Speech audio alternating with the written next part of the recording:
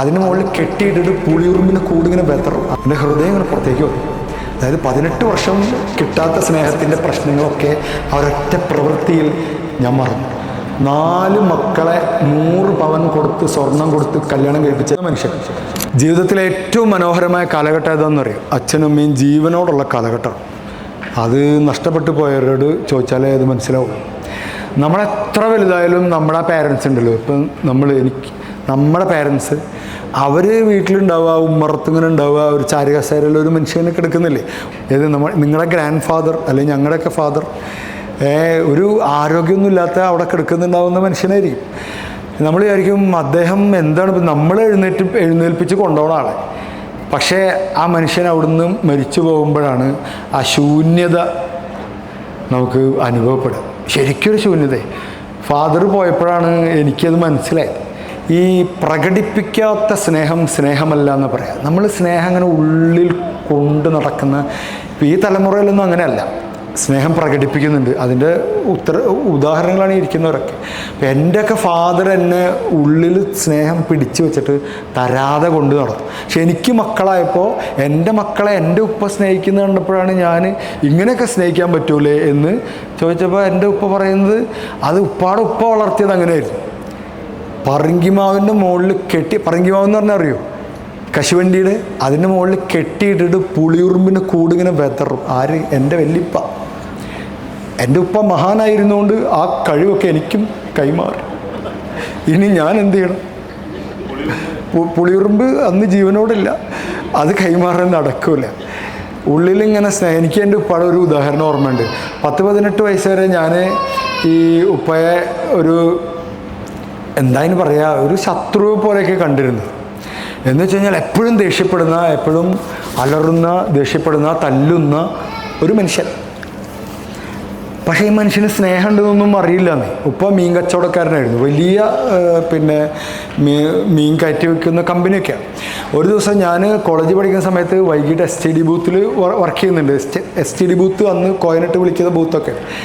അപ്പോൾ ഞാൻ ദിവസം വീട്ടിൽ നിന്ന് ഇങ്ങനെ ഇറങ്ങി ബൂത്തിലേക്ക് സൈക്കിളായിട്ട് ഇങ്ങനെ പോകുമ്പോൾ, രാത്രിയാണ് അവിടെ ഇരിക്കുന്നത്, പോകുമ്പോൾ വീട്ടിൽ ചെമ്മീൻ്റെ വട ഉണ്ടാക്കുന്നുണ്ട്. ഉമ്മ ഇങ്ങനെ ചെമ്മീൻ പൊരിക്കുന്നു, വട. അപ്പോൾ ഞാനിങ്ങനെ ഇറങ്ങുമ്പോൾ ചെമ്മീൻ്റെ വടയല്ലേ, അത് കഴിക്കാൻ പറ്റൂല, എനിക്ക് പെട്ടെന്ന് പോകണം, ഇതിൻ്റെ സ്മെല്ലിങ്ങനെ പരക്കുമല്ലോ, പെട്ടെന്ന് പോകണം എന്ന് പറഞ്ഞിട്ട് ഞാൻ കഴിക്കാതെ പോയി. ഞാൻ അറിഞ്ഞില്ല, ഫാദർ സൈഡിൽ റൂമിൽ ഇങ്ങനെ കിടക്കുന്നുണ്ടായിരുന്നു. ആളിത് കേട്ടു. ഞാൻ ബൂത്തിലേക്ക് പോയി, ഞാനത് മറന്നു. എനിക്ക് വട കഴിക്കാൻ പറ്റില്ല, അത് വേവുന്ന അത്രയും നേരം വെയിറ്റ് ചെയ്യാനുള്ള സമയമല്ല, എനിക്ക് 6:30 അവിടെ എത്തണം. പക്ഷേ എന്നെ അത്ഭുതപ്പെടുത്തിയത്, വീട്ടിൽ നിന്ന് 9 കിലോമീറ്റർ ഉണ്ട് ബൂത്തിലേക്ക്, STD ബൂത്തിലേക്ക്, ഞാൻ ജോലി ചെയ്യുന്ന സ്ഥലത്തേക്ക്. ഞാൻ ഒരു 8 മണിയാകുമ്പോൾ ഞാൻ കാണുന്നത് എൻ്റെ ഫാദർ ഓട്ടോറിക്ഷ വിളിച്ചിട്ട് അവിടെ വന്നിട്ട് എൻ്റെ മുമ്പിൽ ചെമ്മീൻ്റെ വട അത് ഇത്ര പോകുന്നൊരു പീസ്, അത്രേ ഉള്ളൂ, ആകെ 2-3 ഉണ്ടാക്കിയിട്ടുള്ളൂ. ഇത്ര പോകുന്നൊരു പീസ് ഒരു ഇലയിൽ ഇങ്ങനെ മടക്കിയിട്ട് എൻ്റെ മുമ്പിൽ ഇങ്ങനെ വെച്ച് ആൾ ഒരക്ഷരം പോലും പറയാതെ ആ വണ്ടിയിൽ കയറിപ്പോയി. ഞാനൊന്ന് തുറന്നു നോക്കിയപ്പോൾ എൻ്റെ ഹൃദയം ഇങ്ങനെ പുറത്തേക്ക് വന്നു. അതായത് 18 വർഷം കിട്ടാത്ത സ്നേഹത്തിൻ്റെ പ്രശ്നങ്ങളൊക്കെ അവരൊറ്റ പ്രവൃത്തിയിൽ ഞാൻ മറന്നു. അവിടുന്ന് അങ്ങോട്ട് ഞാൻ അദ്ദേഹത്തെ കണ്ടത് വേറെ രീതിയിലായിരുന്നു. സ്നേഹം ഇങ്ങനെ പ്രകടിപ്പിച്ച് തുടങ്ങുമ്പോൾ എൻ്റെ മക്കൾക്ക് ഞാൻ വാരിക്കോരി കൊടുക്കണം.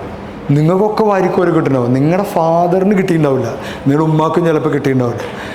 മകളെ, നിങ്ങളുടെ ഉമ്മ എന്നൊക്കെ പറയുന്നുണ്ടല്ലോ, ഉരുകുന്നൊരു മനുഷ്യനായിരിക്കും നിങ്ങളുടെ അമ്മ. അതിങ്ങനെ കുറേ ആ അരി തിളയ്ക്കുന്നത് അവരുടെ സ്വപ്നങ്ങളും കൂടി തിളയ്ക്കണം. അതിങ്ങനെ ചാമ്പലാവുന്നത് അവരുടെയും കൂടി സ്വപ്നങ്ങളാണ്. ഭയങ്കര കഴിവുള്ളവരൊക്കെ തന്നെ ആയിരിക്കും, എവിടേക്കോ കുടുങ്ങിപ്പോയതാണ്. പക്ഷെ അവർ വലിയ ആളുകളാട്ടോ. ഒരു കുടുംബം ഇങ്ങനെ നടത്തി കൊണ്ടുപോകാന്ന് പറഞ്ഞാലേ നല്ല കഴിവാണ്, നല്ല ധൈര്യമാണ്. അല്ലേ സാറേ? ഒരു കുടുംബം ഇങ്ങനെ കൊണ്ട് നടക്കാന്ന് പറഞ്ഞാൽ ചില്ലറ കാര്യം. മക്കളുണ്ടായി, അവരെ നോക്കി, അവരുടെ കാര്യങ്ങൾ നോക്കി. അച്ഛൻ വീട്ടിലേക്ക് വരാൻ വൈകുമ്പോൾ അമ്മയ്ക്ക് ഉണ്ടാകുന്നൊരു പ്രശ്നം എന്ന് വെച്ച് കഴിഞ്ഞാൽ ആ വീടിൻ്റെ മുമ്പിലുള്ള ഒരു തണലാണത്. വലിയ സംഭവമാണ് ആ മനുഷ്യൻ, ഉരുകുന്ന മനുഷ്യൻ. 4 മക്കളെ 100 പവൻ കൊടുത്ത് സ്വർണം കൊടുത്ത് കല്യാണം കഴിപ്പിച്ച മനുഷ്യൻ. 100 പവൻ 400 പവൻ, 4 പെൺകുട്ടികളാണ്. ഈ മനുഷ്യനെ കാണാൻ കുവൈത്തിലേക്ക് ഞാൻ ജോലി ചെയ്യുന്ന സ്ഥലത്ത് എത്ര വിളിച്ചിട്ട് ഇയാൾ സമ്മതിക്കുന്നില്ല റൂമിലേക്ക് വരാൻ. ഞാൻ പിന്നെ റൂമ് വേറെ ആളോട് പറഞ്ഞ നോക്കിയിട്ട് അവിടെ പോയി നോക്കുമ്പോൾ ഞാൻ കണ്ട കാഴ്ച ചപ്ര എന്നൊക്കെ പറയുന്ന ഒരു ഈ തകര റൂമിലാണ് താമസിക്കുന്നത്. ഡ്രൈവറാണ് അവിടുത്തെ.